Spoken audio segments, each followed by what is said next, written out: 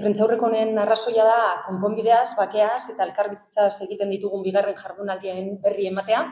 Urriaren 18an izango da, Bilboko Euskalduna jauregian. Dokumentu bat banatu dizuegu, zabalago jasotzen duena, erabili ohi diren edo ditugun zenbait kontzepturi buruz harik duen iritzia azalerazteko. Jardunaldietan parte hartuko duten hizlariak izen handia dute gai hauetan, gatazken konponbidean, giza eskubideen konponbidean, biktimetan eta presoen aferetan. Saretik, askotan azpimarratzen dugu, konponbidea behar dugula, konfrontazio eta sufrimendu urteek utzi dizkiguten ondorioetarako. Ondorio horiek, konponduz, bakea eta elkarbizitza eraikitzen ari gara, pixkanaka. Zoritzarrez, hemen, duela 15 urte eta praktikan desagertu bazen ere, ez da hartu indarkeria sufritu duten beste herrialde batzuetako eredua. Horrexegatik, esaten dugu, bakea motelago eraikitzen dihardugula. Oraindik, 126 preso daude Euskal Herriko eta Frantziako kartzeletan.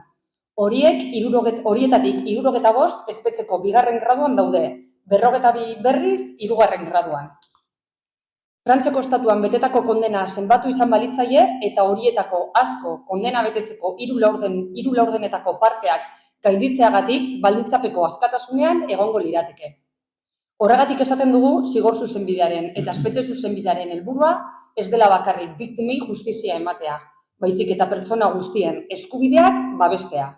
Presoak barne eskubideen subjektuak diren aldetik.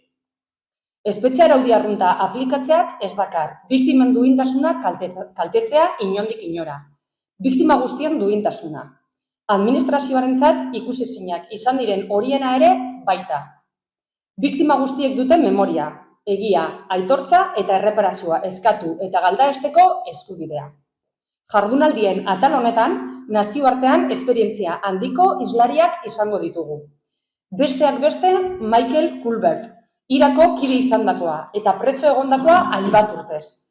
Gaur egun, 35.000 preso errepublikano biltzen dituen erakunde bateko zuzendaria da. Erakunde horren helburua laguntza eta dizkiditzea sustatzea delarik. Hego Afrikatik etorriko zaigu Rolf Meyer, bere gogoetak azaltzera. Mandelaren gobernuko lehen ministro zuria izan zen, eta herrialde hartako apartheidaren bukaeran parte hartu zuen. Bakeaz ere hitz egingo dugu, gure herrian gertatutakoaren ondorioak gainditzen joateko moduaz, eta egungo egoera sendotzeko aukeraz.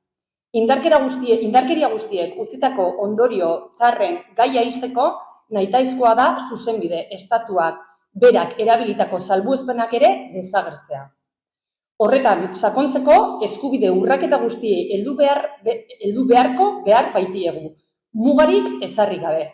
Indarkeriaren erabilerak eragin dituenaz hitz egingo dugu, baina estatuaren erantzunak sortutakoaz ere bai. Gai horri buruz urraketa horiek pairatu dituzten pertsona batzuekin hitz egingo dugu. Adibidez, Olatz Iglesiasekin. Presoen alaba eta garai batean motxiladun umea izandakoa.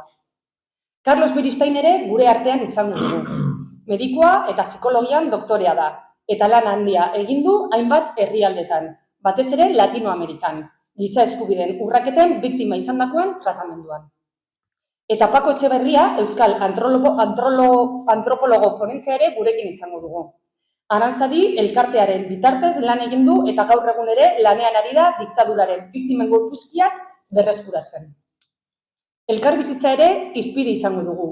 Gorrotorik eta errebantzarik gabeko elkarbizitza, sentsibilitate guztiak errespetatuz eraikitzen dena alegia. Iraganari buruzko begirada komunetara hurbiltzen saiatuko gara, puntu komunak ehunduz memoria partekatu bat lortu nahian.